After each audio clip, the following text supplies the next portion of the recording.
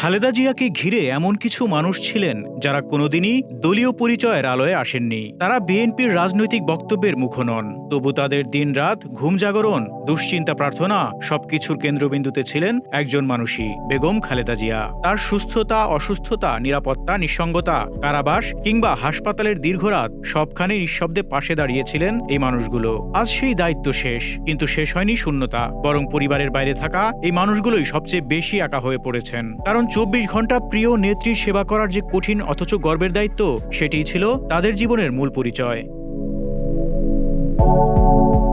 একসময় ক্ষমতাচ্যুত প্রধানমন্ত্রী শেখ হাসিনা কটাক্ষ করে বলেছিলেন, কারাগারেও তাকে ফাতেমাকে লাগবে। কথাটি রাজনৈতিক বিদ্রুপ হিসেবেই বলা হয়েছিল, কিন্তু সময়ের সঙ্গে সেটিই বাস্তব হয়ে উঠেছিল।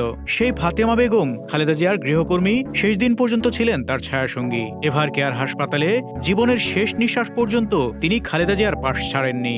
রাজনীতির ইতিহাসে নেতা, ক্ষমতা আর আন্দোলনের নাম বড় অক্ষরে লেখা থাকে, কিন্তু সেই ইতিহাসের আড়ালে থেকে যায় কিছু নীরব মুখ।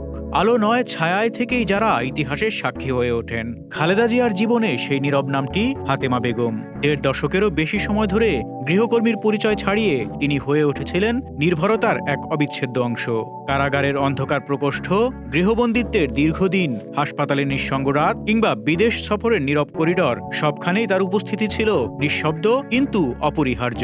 কোনো রাজনৈতিক কর্মী নন, কোনো দলীয় পদ নেই, তবু ইতিহাসের সবচেয়ে কঠিন মুহূর্তগুলোয় তিনি ছিলেন পাশে। ফাতেমার মতোই আরেকটি নীরব অথচ গুরুত্বপূর্ণ নাম অধ্যাপক ডাক্তার এজেডএম জাহিদ হোসেন। কয়েক বছর ধরে দেশবাসী খালেদা জিয়ার শারীরিক অবস্থার জন্য তাকিয়ে থাকত তার দেয়া আপডেটের দিকে। খালেদা জিয়ার ব্যক্তিগত চিকিৎসক হিসেবে দেশ বিদেশে সর্বত্র তিনি ছিলেন তার সঙ্গে। চিকিৎসার ভার, মানসিক চাপ, রাজনৈতিক হয়রানি, সবকিছুর মধ্যেও দায়িত্বে কখনো শৈথিল্য আসেনি। আজ সেই দায়িত্বও শেষ। তিনিও যেন হঠাৎ করেই এক গভীর শূন্যতার মুখোমুখি। পরিবারের ভেতরেও ছিল ছায়াসঙ্গীদের ভূমিকা। বড় পুত্রবধূ ডাক্তার জুবাইদা রহমান আওয়ামী লীগ আমলে দেশে ফিরতে না পারলেও ছোট পুত্রবধূ শর্মিলা রহমান সিথি দীর্ঘদিন ধরে খালেদা জিয়ার দেখাশোনার দায়িত্ব পালন করেছেন। চিকিৎসা, দৈনন্দিন যত্ন, মানসিক সাপোর্ট, সবখানেই তার উপস্থিতি ছিল নিরবচ্ছিন্ন। খালেদা জিয়ার একান্ত ব্যক্তিগত সহকারী শিমুল বিশ্বাসের জীবনও ছিল দায়িত্ব আর ত্যাগের এক দীর্ঘ গল্প।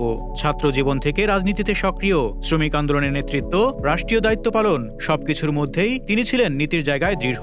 ২০০৭ সালে রাষ্ট্রীয় পদ ছেড়ে খালেদা জিয়ার বিশেষ সহকারী হিসেবে দায়িত্ব নেওয়ার পর একের পর এক মামলা, গ্রেপ্তার, কারাবাসের শিকার হন তিনি। তবু বিশ্বাস থেকে কখনো সরে যাননি। ২০১৮ সালের ৮ই ফেব্রুয়ারি নেত্রী জেলে যাওয়ার পর তাকেও গ্রেপ্তার করা হয়। ৪৫১ দিনের কারাবাস, অসংখ্য গায়েবী মামলা, সব সহ্য করেও দায়িত্বে অবিচল থেকেছেন। ফাতেমা, ডাক্তার জাহিদ হোসেন, শিমুল বিশ্বাস, পরিবারের সদস্যরা এরা কেউ ক্ষমতার আলোয় দাঁড়াতে চাননি। তাদের সম্পর্ক ছিল দায়িত্ব আর মানবিকতার। খালেদা জিয়ার মৃত্যুর সঙ্গে সঙ্গে শেষ হয়ে গেছে একটি যুগ, কিন্তু রয়ে গেছে এই নীরব মানুষগুলোর দীর্ঘশ্বাস, স্মৃতি আর একাকিত্ব। রাজনীতির কোলাহলে তারা ছিলেন নীরব, আর সেই নীরবতায় আজ তাদের সবচেয়ে গভীর পরিচয়। Desk report, Dhaka express.